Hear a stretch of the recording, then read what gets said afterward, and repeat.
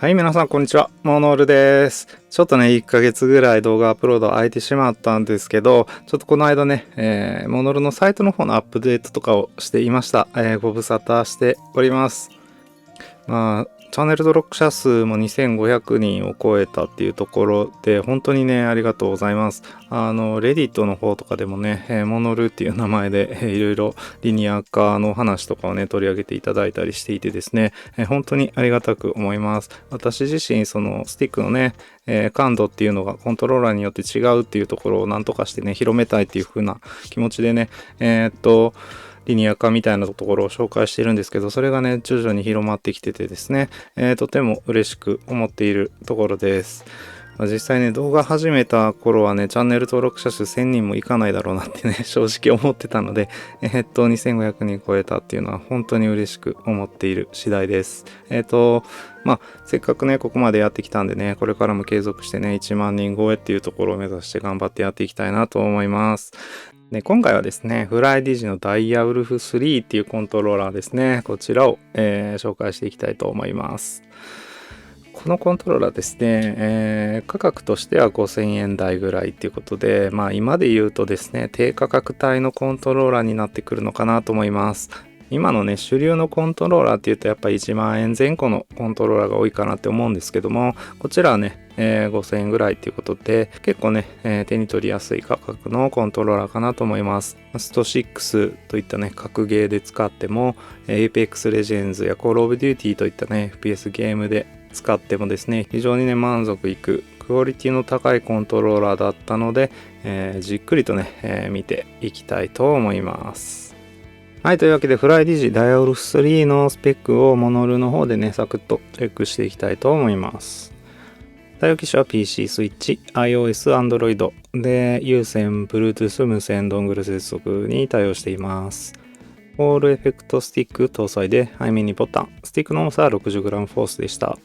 チェンダー帯はこんな感じということで、ちょっとね、ミドルクラスのコントローラーと比べると速くはないんですが、全然遅くないですね。十分速い、遅延かなと思います。有線無線ともにポーリグレートは、表記上 1000Hz で実測でもほぼ 1000Hz 出ていたという形になります。ジャイロセンサーも搭載していてですね、マクロ機能もあります。本体重量 215g ということでした。価格は現在ですね、ソフマップ .com で5530円っていう価格になっていました。ついでにもうね、スティックの感度カーブも見せていきたいなと思うんですが、デフォルトではですね、このやや低い、低感度なカーブを描いていました。一応ですね、ジョイスティック中央感度っていうね、設定があるんで、そちらでね、ミドル、ファースト、スローって設定を変えることができるんですが、そちらを変えてもですね、スティックの感度に反映されることはありませんでした。ベーダ4 Pro ではね、ジョイスティック中央感度の値を変えると、この感度が変わったんですが、ダイヤルフ3に関してはですね、こちらの設定は意味がない設定になっていました。リニア化設定はこちらの通り、10-18、40-55っていう設定になります。誤差の方はこんな感じですね。はい、付属品は本体とは別に2メートルぐらいですかね、ちょっと短めの USB ケーブルっていうのがついていました。またですね、よいしょ。はい、こんなですね、フライシンクって書かれたですね、ダイヤルフ3用の USB ドングルが入ってました。はい、あとはですね、こういった、いつもの商品紹介ですね、フライディジの商品紹介の冊子とマニュアルです。マニュアルの方はどうでしょう。英語と中国語っていうことで、2つの言語だけにね、対応したマニュアルになっていて、内容もかなりシンプルですね。この内容のマニュアルであれば、オンラインでね、ネットの方で見てもいいかなっていう気がします。で、このコントローラー気をつけたいのは、PC では有線と無線両方使えるんですが、Android、iOS、スイッチに関しては Bluetooth 接続しかできないということになってます。なんでね、特にスイッチでね、有線接続して使いたいよっていう方はね、ちょっと、それができないコントローラーになってますよっていうことで、注意が必要かなと思います。付属品はこのね、1、2、3、4点だけっていうことになってます。ただちょっと本体の方を見ていきたいんですけど、持った感じはですね、ベーダー4 Pro とすごく近いような、サイズ感かなと思います。ややね、この辺り太くなっていてですね、全体的にちょっと持ち味っていうのは大きめに感じます。で、スティックはですね、フライディジ製品らしいちょっとね、K の大きなスティックになってます。これね、ちょっと私フリックをつけて遊んだせいもあってちょっとスティック剥げちゃったんですよね。このねスティックの K がやや、大きめっていうところはねちょっと注意が必要ですね。はい、スティックの K は 18.09mm っていうことですね。ややっぱり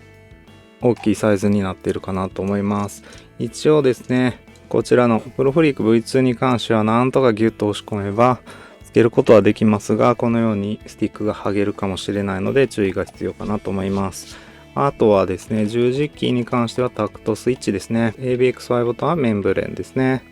スタートセレクトも、あとこの辺りのボタンとかもタクトスイッチです。LB、RB もタクトスイッチ。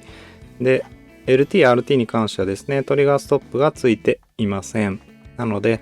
アナログトリガーでしか使うことができません。ただね、ちょっと後で、分解する様子をお見せしていきたいと思うんですけど、この分解するとですね、結構簡単にね、自作でトリガーストップつけることはできるので、トリガーストップが必要な方はですね、ちょっと分解してみてですね、トリガーストップをつけてみるのがいいかもしれないです。背面ボタンこのように2つついていて、こちらタクトスイッチですね。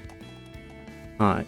で、接続モードを切り替えるスイッチっていうのがついているっていうね、こういう構成のコントローラーになってます。すごくシンプルでね、デザインもシンプルで、スティックモジュールのこのね、ブルーがちょっと映えていてですね、個人的にはすごくかっこいいコントローラーかなと思いますね。グリップとかもね、プラスチックで特にゴムとかは使われてない、すごくシンプルな作りになってます。ちょっと銀色がね、メタリックに光ったりとかして、結構かっこいいような気がします。はい、それでは、ダイヤル3の設定ソフトをですね、フライディジスペースステーションの方をちょっと見ていきたいと思います。ホームボタンを押してね、電源を入れると、はい、認識されます。C コンフィグとね、スイッチモードの設定っていうのがあってですね、スイッチモードの時のね、設定は別個、で設定することができますね。マクロ設定とかもね、一通り、できます。これはあれですね、どのボタンでも設定できるボタンならマクロは設定できるみたいで、セレクトスタートと、基本的にそうですね、この下にあるファンクションボタンとホームボタン、この2つ以外のボタンはすべて、設定ができる感じですかね。LT とかもマクロ、連射と設定できますね。で、無効化設定とかももちろん、できるかな。一応この R スティックでこの背面ボタンを押すとね、塗るっていうことで、無効化設定ができました。ピックの設定とかもすべてできますね。振動機能の設定もできます。PC コンフィグの方にするとですね、ちょっと反応しなくなっちゃったけど、はい。PC コンフィグの方にすると、ジャイロセンサーとトリガーの設定が増えますね。でジャイロセンサーの方は、こちらで FPS とレーシングっていうことでね、動きがこう、ハンドルのように動かすか、それともこういう、なんて言ったらいいんですかね。左右に動かし方がね、ちょっと変わるっていう FPS モードとレーシングモードがあって、左スティック、右スティック、マウスにそれぞれ、マッピングができますよっていうことになってます。感度、デッドゾーンの補正とかですね。で、ジャイロを開始するボタンっていうのをね、それぞれ、設定して、で、一度、ホールドモードとね、連続で押し続けて反応するモードとかも設定ができるみたいです。こういうね、ジャイロセンサー、ゲームでね、対応してない場合っていうのはね、こういうのを使うこともできますし、トリガーの設定は、デッドゾーンの設定だけができますね。アウターデッドゾーンと普通のデッドゾーンの2つができます。振動の強さとかね、設定できますということですね。で、スティックの方は、こんな感じで、エッジとセンターの両方デッドゾーンがね、設定できて、アンチデッドゾーンの設定もね、両方できます。またね、スティックのアルゴリズムっていうところで、アウターデッドゾーンの形をね、円形と長方形で変えることができます。これを変えてもね、この DIF3 に関してはね、デッドゾーン、アウターデッドゾーンですね、は変わらず、スティックの可動域というか反応する領域っていうのは狭くなったりはしないっていうね、タイプになってました。でここをクリックでね、詳細設定っていうのがあってですね、こちらで、スティックでバウンスの値とか、自動キャリブレーションとかをね、オンオフできたりとか、あとはリバウンスアルゴリズムをオンオフできたりします。で、ジョイスティック中央感度、このね、早い、ミドル、遅いっていう、ここに関しては全く、変えてもね、特に実際のスティックの感度に影響はありませんでした。というところです。クイックスイッチ設定っていうのはどういう意味なんでしょうか、これは。なるほどですね。プロファイルの変更を簡単にできるっていうね、セレクトボタンと同乗詞で設定ができるっていうね、そういう機能もあるみたいです。はい。そしたらね、ちょっとアウターデッドゾーンの形を見ていきたいと思います。まず、左スティックを長方形で、右スティックを円形っていう風にしてみてですね、ゲームパッドテスターで見ていきたいと思います。はい。ゲームパッドテスターで、ちょっと見ていきます。円形の方が 0.1% ですね。長方形の方が 6.9 から 7% ぐらいっていう感じです。マックス入力じゃなくなるのが、結構いくな。4.4 ぐらいですかね。0.44 なんで 44% ぐらいでマックス入力じゃなくなるということで、結構強めの長方形かなっていう感じがしますね。そうですね。ちょっとね、形自体いびつなんで、そうですね、左上だと 50% 以上倒さないとマックス入力じゃなくならないっていう感じだったりして、ちょっとね、形自体はちょっといびつになっちゃってるかなっていうところはありますけど、まあ実際の操作上ここがね、そこまで気になるっていうことはあんまりないんじゃないかなとは思いますね。はい。はい、で、ボタンのマクロ設定なんですが、私はね、このように左側ですね、M1 ボタンにしゃがみ、M2 ボタンにジャンプっていうね、Apex での設定を入れてますが、こちらマクロと連射も入れることができます。ホールド設定とかもできますね。はい、この3種類オフ押し続けて連射離すとストップ、一度押しで連射、一度押しでその連射が停止するっていうね、そういうこともできます。連射の回数っていうのは最大 30Hz まで1刻みでね、設定することもできるようになってますね。かなりこの連射の設定っていうのはね、充実しているかなと思います。で、くださいね。にしとかなあかんな。はい。でマクロなんですが、こちらはクリアして、これでね、録画できるっていう感じですね。64アクションまで設定ができて、ここでね、同乗詞設定も多分できるはずです。そうですね。A、B の同乗詞とかをやろうと思ったら、34の100の、そうですね。これで完全に同乗詞になってますね。134ミリセカンド継続して、34ミリセカンド経ってから100ミリセカンド継続してるんで、はい、ここがね、オーバーラップしてるんで、これで同乗詞っていうのもマクロで実現することができます。はい、という感じですね。よいしょ。これで元に戻ったかな。まあ、だいたいこんなもんですかね。はい。ポーリングレートを変えたりっていうのはね、特にできないんですが、こんな感じの設定変更ができて、FPS ゲームで遊ぶ場合はスティックでバウンスをオフにしてあげてね、リバウンスアルゴリズムもオフにしてあげるっていうのがおすすめの設定になってます。スティックのアルゴリズムは好みで、よく質問されることがあるんですが、好みでいいです。これは本当に。まあ、順コンとかとよく似たね、一般的な、操作感にしたければ両方長方形がいいと思います。私は右スティックを円形にするのが好きです。左スティックは長方形のままでね、はい、こういうのをやったりします。ただこれだとちょっと低感度に感じられる方も多いと思うので、両方長方形とかね、両方円形なんていうね、のもありかもしれないですね。まあ、どれでも本当に構わないと思います。はい、以上で、フライデジスペースステーションの設定はね、終わりですかね。はい。このね、テストってところでね、こうやってグリグリ回すとポーリングレートを見れたりするっていうのは面白いですね。はい。そしたら分解の方をやっていきましょう。背面4つネジがあってですね、これはおそらく、通常のプラスネジっぽいので、簡単に外せるかなと思います。ただね、ここの真ん中のシールの裏側に、ネジがある場合はちょっと厄介なんですけど、どうかな。ワンチャンあるかな。ちょっと4つ外してみたいと思います。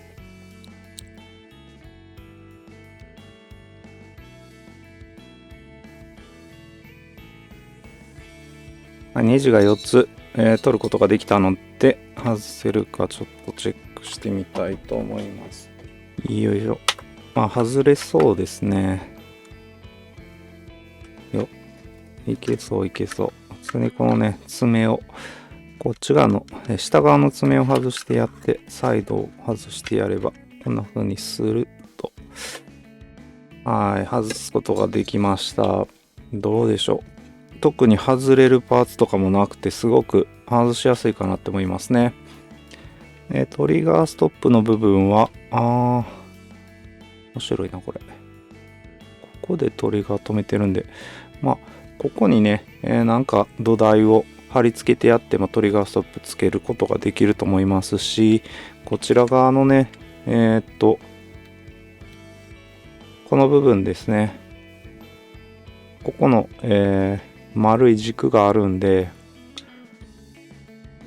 ここに、何か土台を貼り付けてやってもトリガーストップを実装することっていうのはできそうです。非常に分解もネジ4本だけということでやりやすくて、トリガーストップもつけやすい構造なんで、どうしてもアナログトリガーが嫌だよっていう方は、自前でね、トリガーストップつけてやるのがいいかもしれないですね。バッテリーがあって、あとは振動除去に関してもすごく簡単ですね。こういうプラグタイプになってるので、ここを1個抜いてやるだけで、モーターも簡単にこうやって外れるので、振動除去もすぐできるっていうことで、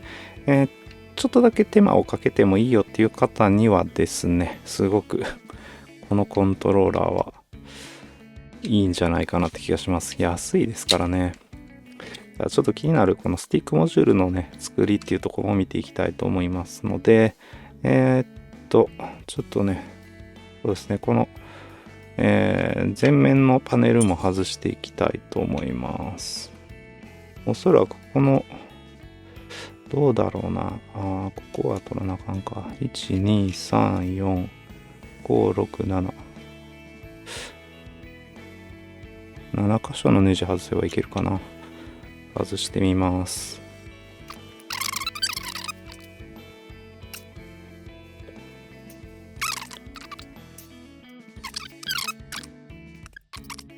まだついてる感じがする。ここも外さなあかんのね。オッケーオッケー。トリガーのとこは全部外さないと、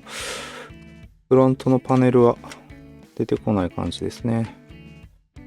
これね、ちょっと部品が分かれちゃうんで、できれば外したくなかったんですけど。こんな感じで、トリガーのパーツは外さないと、このフロントのね、パネル外れてこないですね。よいしょ。ちょっと嫌な仕様にはなってますけど。バッテリー裏にネジがなさそうなのが、ちょっとありがたいな。よいしょ。ということで、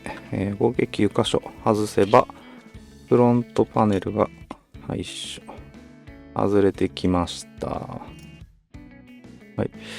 ABXY ボタンは普通のメンブレーンですね。で、十字キーはタクトスイッチになってます。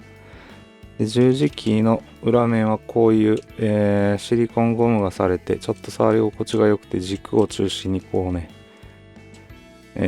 シーソーのように押せる十字キーなんで、これはもしかしたら格ゲーにはいいかもしれないですね。ABXY ボタンのところはもうごく普通のメンブレンって感じです。で、問題のスティックなんですけど、このスティックはあれですね、ホールエフェクトスティックってことなんですが、フライディジのね、Apex 4とか、ウェイダー4ブローで使われているのと同じような、仕組みの、ホールエフェクトスティックになっていて、あれですね、重さスティックのテンション調整だけできないっていうタイプになってます。そうですね、このスティック部分だけが外れて、ここからネジ止めされてるって感じですね。ただこの仕組みはそうですね、フライディジのホールエフェクトスティックって感じですね。なんでスティックと磁石とねセンサーがちょっと別になっているタイプのね、結構個人的には好きな、スティックモジュールなんですが、このスティックモジュールだとですね、遊びが全くないっていうねタイプのスティックになってるかなと思います。なんでこれが好みだよっていう方はダイヤルフ3もかなりいいんじゃないかなって思いますね。LB、RB ボタンとかはタクトスイッチになってますね。マイクロスイッチっていうのは全く使われてない、そういうコントローラーになりますね。背面ボタンもタクトスイッチです。メンブレンとタクトスイッチっていう感じで、非常に、安いね、作りではあるかなとは思うんですけど、スティックの部分はベイダー4 Pro とかとね、同じシステムが使われてるってことで、ここはすごくいいですよね。非常にね、全体的によくできてるコントローラーだなって思います。はい、それでですね、右側がダイヤウルフ2、左側がダイヤウルフ3になるんですけど、違いっていうのはですね、まずこのトリガーですね、ここはほとんど違いがないです。バックパネルに関してはね、ほんの少し補強されてるね、こう真ん中の補強が入っているっていうところぐらいで、全く他の部分同じに見えますね。ここのネジがなくなってて、プラスチックのパーツで留めるっていうね形になっているぐらいですかね。でこちらのね本体の中の基板に関しては結構変化があります。真ん中に IC チップが載っているのが2の方で、ここに2箇所 IC チップがあるのが3の方ですね。これはどうなんだろうな。それぞれのね、IC チップが何をしているかとかちょっと私わからないんですけど、ほんの少し違いますよっていうところ。メンブレのボタンとこのタクトスイッチ、十字キーのタクトスイッチに関しては変化がないんですが、大きな違いはやっぱりこのスティックモジュールですかね。3の方はベーダー4 Pro とかに採用されている、フライディジ独自のスティックモジュールが使われてますが、2の方に関してはね、K シルバー製のオールエフェクトスティックモジュールっていうのがね、使われているっていう形になります。ここが大きな違いですね。こちらに関しては、そうですね、やっぱり、K シルバーのジョイスティックに関してはちょっと遊びがあるんですけど、こっちのね、フライディジ独自のスティックモジュールには遊びがありません。かなり大きな違いかなと思います。ここの改善点っていうのが非常に大きい、ポイントかなと思いますね。あとはやっぱり IC チップがね、かなり、2つに分かれているっていうところで、明らかに遅延の方はね、こちらの方が少なくなっているっていうところ、ポーリングレートも 1000Hz で有線無線ともに遊べますよっていうところが大きな違いです。十字キーの、仕組みとかはね、ほとんど2と3で変わってないです。シリコンキャップのこの色はちょっと変わってますけど、対してね、この2つに違いは私は感じないですね。はい。というわけで前面のパネルに関してはね、ほぼ違いが見られないっていう感じになってます。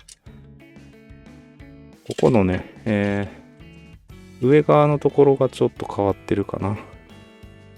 ぐらいですよね。本当に差はかなり少ないような気がします。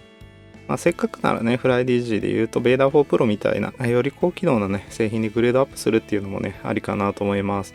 ただね、ダイヤウルフ3の方でも、も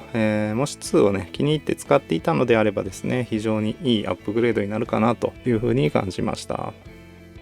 ちょっと一旦ね、このアナログトリガーのままで Apex とかプレイしてみたいかなと思います。意外とね、アナログトリガーでプレイされてる方も多いっていうことなんで、久々にちょっとそれを試したいなっていうのがありますね。はい。そしたらちょっと遅延の方これでね、計測していきたいと思います。遅延の計測はこのね、Y ボタンですね。ここを使って計測を行います。はい、遅延の計測にはいつも通りゲームパッド LA さんが配布している GPDL っていうソフトウェアを使って計測を行いました。有線接続の X インプットモードで平均 4.59ms ですね。最小が 2.72 で最大が 7.77 っていうことでね、ちょっとだけ幅が広いですね、グラフになってるかなと思います。本当にね、遅延が少ない素早いコントローラーっていうのはですね、この幅が狭くてね、もう少しとんがってるんですけど、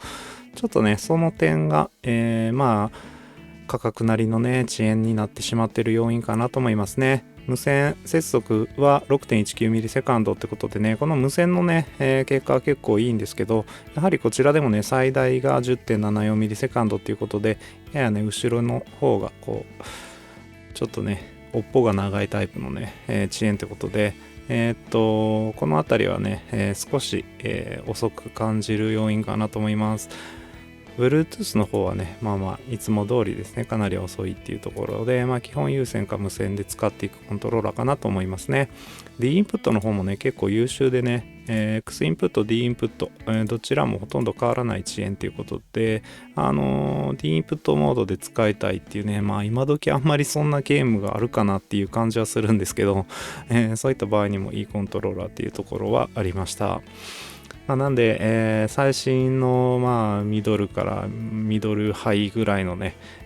コントローラーに比べるとさすがに遅延の面ではちょっとね、劣るかなっていうところはあるんですけど、これぐらいであれば全然ね、使っていける、FPS ゲームとかでもね、使っていける遅延かなっていうところで、こだわりがね、そこまでなくて、めちゃくちゃ速くなきゃ嫌だよとかね、そういったことがなければですね、十分。ダイヤウルフ3でも FPS ゲームとかで、ね、格ゲーとか遊んでいけるんじゃないかなと思います。一応ですね、ダイヤウルフ2とね、比較してみるとですね、ダイヤウルフ2の時のね、有線ケーブル接続の遅延っていうのがこんな感じで平均で 8.43ms、最大 14.35ms ということで、かなり改善されていることがわかると思います。ポーリングレートがね、速くなっただけではなくてですね、3でね、遅延も改善されていますよっていうことですね。はい、それでこちらがね、スイッチへね、Bluetooth で接続した時の、遅延の比較になります。こちら残念ながらですね、ダイヤウルフ3はちょっと遅かったです。ダイヤウルフ2の方が早かったっていうことでね、これはね、ちょっと意外な結果になりました。なんで、スイッチで使うっていう用途にはちょっとダイヤウルフ3はね、向いてないかなっていう風に感じました。むしろね、旧機種のダイヤウルフ2の方が早かったりとか、したっていうところでね、あとはモジョンエーテルとかですね、より安いコントローラーではね、優秀なものがありますので、あえてね、ダイヤウルフを選ぶ必要っていうのはないかなっていうふうに感じます。はい、そしたらスイッチでね、スプラトゥーン3の方で、ジャイロ機能のね、チェックをやっていきます。結構優秀ですね。でも、ちょっと上下動は多いかな。やや上下動はそうですね、素早く動かすと結構上下に動くんで、こういう面でもちょっとね、スイッチ向きのコントローラーではないっていうのがダイヤウルフ3のね、性能かなっていう気がしますね。はい。というわけで、リニア化したフライディジダイヤウルフ3で Apex Legends をプレイしてきました。ワンマッチだけね、軽く触ってきたんですけど、全くね、問題なく使うことができました。背面2ボタンってことでね、どうしても、回復とか、グレネードとかですね、あとは武器チェーンとか、なかなか、全てをね、親指をスティックから離さずに操作するっていうことは難しいんですけど、そこを除けばね、非常にね、戦いやすかったかなって思います。かなりね、Apex 自体私久しぶりになっちゃってね、前シーズンは一応ダイヤで終わったんですけど、今シーズンまだゴールド4とか3とかってことで、ちょっとね、もうちょっとやらなきゃなっていう感じがしてるんですけど、というかね、実際やりたいんですけどね、ごちゃごちゃやってるとなかなか時間取れないなっていうところではあります。最初のうちはですね、フリークをつけずにやってたんですが、かなりね、リニアな感度に近いってことで、ちょっとね、実際、デュアルショック、デュアルセンスとかでもそうですけど、中遠距離難しいなって感じたので、フリークをつけて、やっているっていうね、感じになります。普通にね、このゴールド3とかでソロでやってる感じではですね、非常に、全然ね、仲間とも、ダメージとかね、キルレスとかも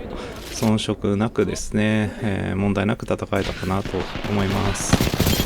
このマッチはね、仲間の人も非常に強かったので、全然ね、苦もなくチャンピオンを取ることができたっていうね、そんな試合になってました。ちょっとね、ブランクを感じさせるゲームがちょっといろいろあるんですけどね。まあこのコントローラーでね、慣れてちょっと時間をかければね、かなり戦闘力はいい線までね、いけるんじゃないかなっていう感覚があったマッチでした。はい、続いてですね、Call of Duty Black Ops 6も、プレイしてきました。こちらはね、フリークをつけずに、プレイしているんですけど、こちらについてはですね、フリークなくてもね、結構いい感じにやれたかなと思います。かなりエイム怪しいんですけど、これね、序盤でね、勘を取り戻してるところかなって感じで、相手のレレレもね、見事にエイム外されたって感じでしたね。やっぱりダイヤウルフ3でね、特にエイムに関して、伝えておかなきゃいけないところっていうのは、やっぱりこのスティックモジュールがフライディッジ独自のやつでね、遊びが全くないっていうところかなと思います。で、私はね、FPS ゲーム遊びがある方がちょっと好きで、ちょっとね、やっぱりこのスティック苦手かなっていう風に、Apex をプレイしたりしててもね、感じたところでした。ここについてはね、個人差がやっぱりあるかなと思います。遊びがない方が中遠距離当てやすいよっていうね、方もいらっしゃいますし、私みたいにね、遊びがあった方が中遠距離当てやすいっていうね、方もいるかなっていうふうに思うところなので、ここはね、好みによるかなと思います。まだね、フライディジ製品で特にベイダー3、ベイダー4、Apex 4とかですね、このあたり触ったことがないよっていう方はね、ちょっとその遊びがないっていう部分で苦戦する可能性があるかもしれないっていうのはね、注意が必要かなと思います。なんでしょうね、こう、力を加えていくと、ある一定のね、力の強さで急にこうスティックが動くっていうような感覚があるので、私はそこがね、苦手な感じがするんですけど、この辺りね、慣れの問題っちゃ慣れの問題なのかなとは思いますね。しばらく戦ってるとですね、結構エイムも安定してきてですね、中遠距離もね、コールオブデューティー含めですね、当てていくことができたかなっていう感じでした。戦績に関してはなんかね、ボットが混じってたマッチで、トップを取れたって言ってね、喜べないかなっていうところはあるんですけど、しっかりとね、戦うことができたかなと思います。そしたら、スト6の方でね、十字キーをテストしていきたいと思います。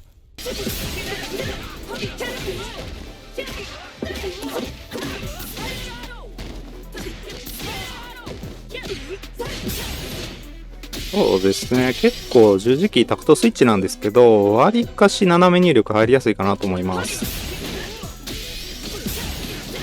こういう斜め入力がね、斜め上のジャンプが結構入るかなという感じはしますね。よいしょ。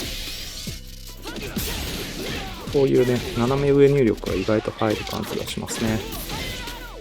あとはコマンド入力も結構やりやすいんじゃないかなっていう感じはあります。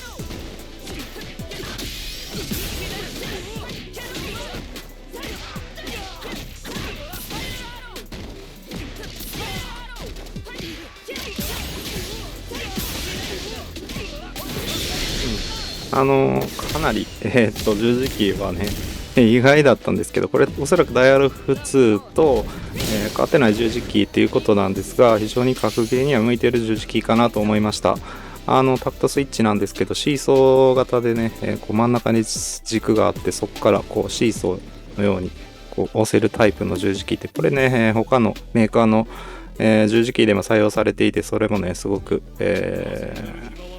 格ゲーム機だなと思ったことがあったんですが、これもすごくいいですね。これなら全然格ゲーでも使っていけるんじゃないでしょうか。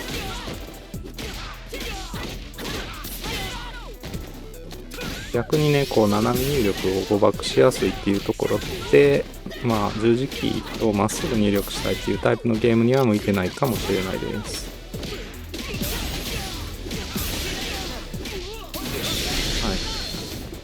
ついでにね、ダイヤルフ2の方でもね、十字キーのテストしてみたんですが、こちらもすごくね、格ゲー向きの十字キーでした。やっぱり構造的に変わりがないということで、2も3も非常に格ゲーには向いている十字キーなんじゃないかなというふうに感じますね。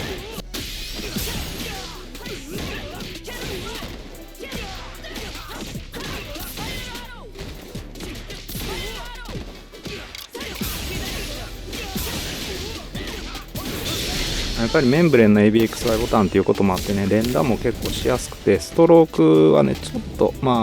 ュアルセンスと比べると長めなんですけど、全然この ABXY ボタンもいいんで、この価格でこれだけ格ゲーに向いてたらね、十分なんじゃないかなと思います。このね、デュアル、ダイヤウルフ2と3は格ゲーに非常におすすめのコントローラーでした。はい、それでは最後にアセットコルサでね、アナログトリガーのテストとね、振動機能のテストっていうのをやってきたので、その様子を見ていただきたいと思います。アナログトリガーに関してはですね、ちょっとですね、ストロークが短いっていう感覚が強くありました。ちょっとね、繊細に操作しなければならない感覚っていうのがあってですね、そこがちょっと難しさを感じる要因だったかなと思います。スティックに関してはね、リニア化してるっていうこともあってですね、全く違和感なく操作することができたんですが、ちょっとね、アナログトリガーが繊細っていうところで、ちょっと、なんていうんですかね、緊張感ある、走行だったかなっていうね、そんな感じがありました。ただね、タイム自体はもうこれ2周目でね、ベストラップが出たっていうところで、その後3周、4周、5周とね、5周まで、走ってみたんですが、ちょっとね、更新することはできなかったんで、ちょっとね、やっぱりそのストロークが短いところでアクセルブレーキっていうところがね、思い通りいかなくて、ミスをしてしまってね、いいラップタイムが出せないということがね、この後続いたっていう感じがあったかなっていうところですね。ちょっとね、レーシングゲームには、向かないコントローラーだったかなっていうふうに感じました。振動機能についてもですね、フライデジらしい素晴らしい振動っていう感じはあまりなくてですね、普通の振動機能かなっていう感じがしました。ただね、劣っているかっていうとそんなことはなくね、十分な振動機能で、最近で言うとそうですね、なんかちょっとね、振動機能劣ってるなって思うコントローラーよりかはるかにいい振動だったかなと思います。なんでね、レーシングゲームをプレイされないっていう方にとってみればですね、ダイヤウルフ3はね、全く、問題ないコントローラーなんじゃないかなっていうふうに思います。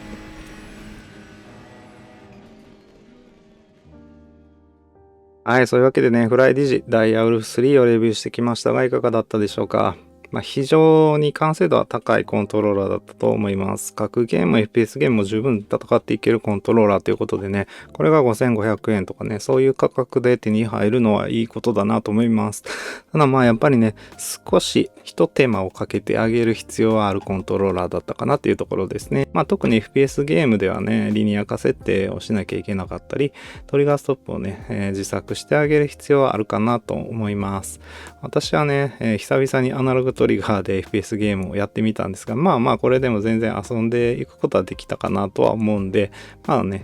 ここはね、どうしてもトリガーストップが必要だよっていう方はね、つけていくのがいいかなと思いますね。背面2ボタンだけっていうところで追加ボタン数がちょっと足りないよっていう方はやっぱり、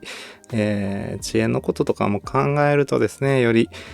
いいコントローラーですね、1万円前後のコントローラーを選んだ方がいいのかなとは思うんですけど、全然これでね、遊んでいけるっていうね、今までの低価格帯のコントローラーだとですね、ちょっとこれではFPS ゲームには、とてもじゃないけど使えないなみたいなねコントローラーが多かった中でですね、もう、モジョのエーテルとかもそうでしたけどね、もう十分にこの、低価格帯のコントローラーでしっかり遊んでいけるようになってきたかなっていう気がしますね。そういうところがですね、2025年のねスタンダードっていうところになってきたのかなっていうのは非常にね嬉しいところかなというふうに思います。